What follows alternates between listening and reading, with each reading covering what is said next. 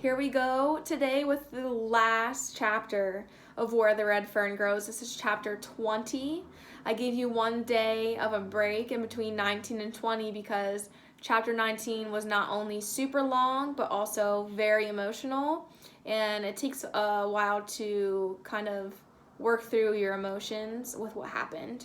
I think that you'll really enjoy, though, how the author wraps up the story in chapter 20. So this is it. Hope you enjoy. The following spring, we left the Ozarks. The day we moved, I thought everyone would be sad. But it was just the opposite. Mama seemed to be the happiest one of all. I could hear her laughing and joking with my sisters as they packed. She had a glow in her eyes that I had never seen before, and seeing it made me feel good. I even noticed a change in Papa. He didn't have that tired look on his face anymore.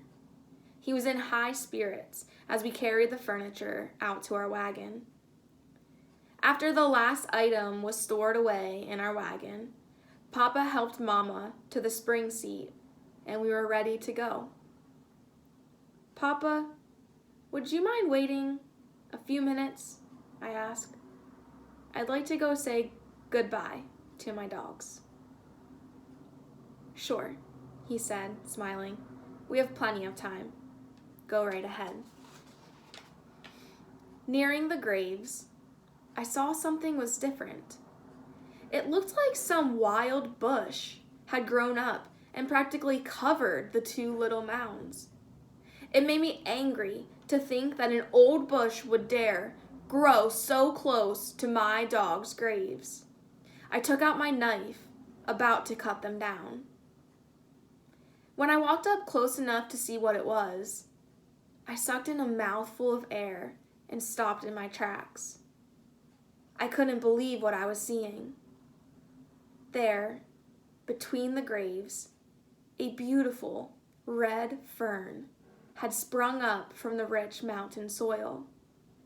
It was fully 2 feet tall, and its long red leaves had reached out in rainbow arches curved over the graves of my dogs. I had heard the old Indian legend about the red fern. How, once upon a time, a little Indian boy and girl were lost in a blizzard and had frozen to death. In the spring, their bodies were found, with a beautiful red fern grown up between their bodies. The story went on to say that only an angel could plant the seeds of a red fern, and that they never died. Wherever one grew, that spot was sacred forever. Remembering the meaning of the legend, I turned and started hollering for Mama. "Mama! Mama!" I shouted. "Come here and hurry! You won't believe this!" In a frightened voice, she shouted back, "What is it, Billy? Are you all right?" "I'm all right, Mama," I shouted. "But hurry, you just won't believe this." Holding her long skirt in her hand and with a frightened look on her face, Mama came puffing up the hillside. Close behind her came Papa and my sisters. "What is it, Billy?" Mama asked in a scared voice. "Are you all right?" "Look," I said, pointing at the red fern. Staring wide-eyed, Mama gasped and covered her mouth with her hand. I heard her say, almost in a whisper, "A sacred red fern." She walked over and very tenderly started touching its long, red leaves. In an awed voice, she said, "All my life I've wanted to see one. It's almost unbelievable." "Don't touch it, Mama," my older sister whispered. "It was planted here by an angel." Mama smiled and asked, "Have you heard the legend, Billy?" "We all have," my sister said. "Grandma told us the story, and I believe in it too." With a serious look on his face, Papa said, These hills are full of legends. Up until now, I've never paid much attention to them. But now, I don't know. Perhaps there is something to the legend of the red fern. Maybe this is God's way of helping Billy understand why his dogs died. I'm sure it is, Papa, I said, and I do understand. I feel different about it now, and I don't hurt anymore. Come on, Mama said. Let's go back to the wagon. Billy wants to be alone with his dogs for a while.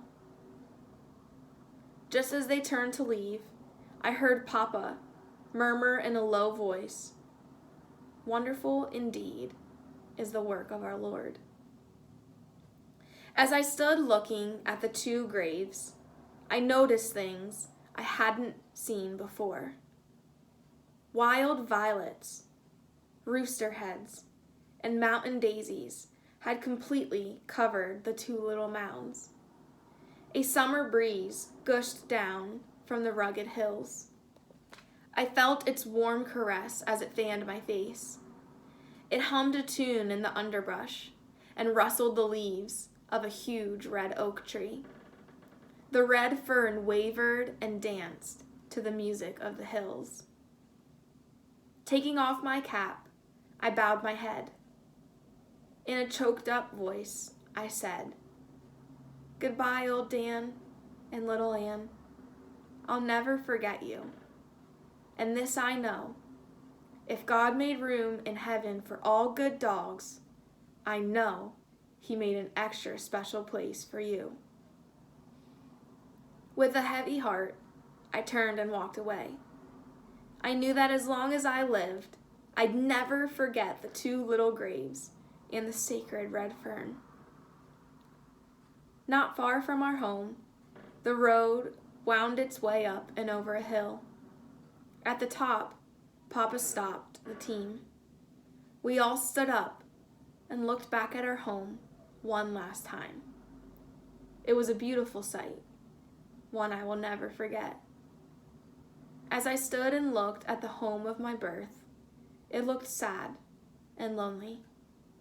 There was no spiral of lazy blue smoke twisting from the rock chimney. No leghorn hen chasing a June bug. No horse or cow standing with its head down and tail switching. I saw I had left the door to the barn loft open. A tuft of hay hung out. It wavered gently in the warm summer breeze. Something scurried across the vacant yard and disappeared under the barn. It was Sammy, our house cat. I heard my little sister say in a choking voice, "Mommy, we forgot Sammy." There was no answer. To the left, I could see our fields and the zigzag lines of rail fences. Farther down, I could see the shimmering whiteness of the tall sycamores. My vision blurred as tears filled my eyes. The sorrowful silence was broken by my mother's voice. She asked, "Billy, can you see it?" "See what, Mama?" I asked. "The red fern," she said. My oldest sister spoke up. "I can see it," she said. Rubbing my eyes, I looked to the hillside above our home. There it stood in all its wild beauty, a waving red banner in a carpet of green. It seemed to be saying to me, "Goodbye, and don't worry, for I will be here always." Hearing a sniffling, I turned around. My 3 little sisters had all started crying. Mama said something to Papa. I heard the jingle of the traced chains as they tightened in the single trees. Our wagon moved on. To this day, I have never gone back to the Ozarks. All I have left are my dreams and memories. But if God is willing, someday I'd like to go back to those beautiful hills where I grew up.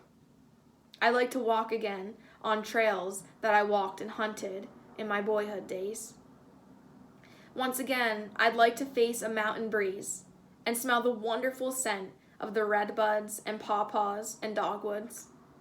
With my hands, I'd like to caress the cool white bark of a sycamore tree.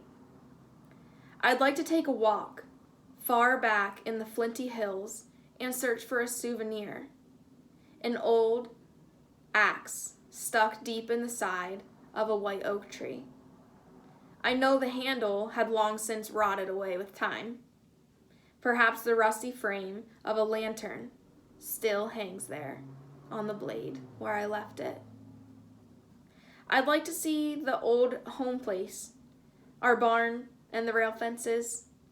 I'd like to pause under the beautiful red oaks where my sisters and I played in our childhood. I'd like to walk up the hillside to the graves of my dogs. I'm sure that the red fern has grown and has completely covered those 2 little mounds. I know it is still there, hiding its secret beneath those long red leaves. But it wouldn't be hidden from me, for part of my life is buried there too.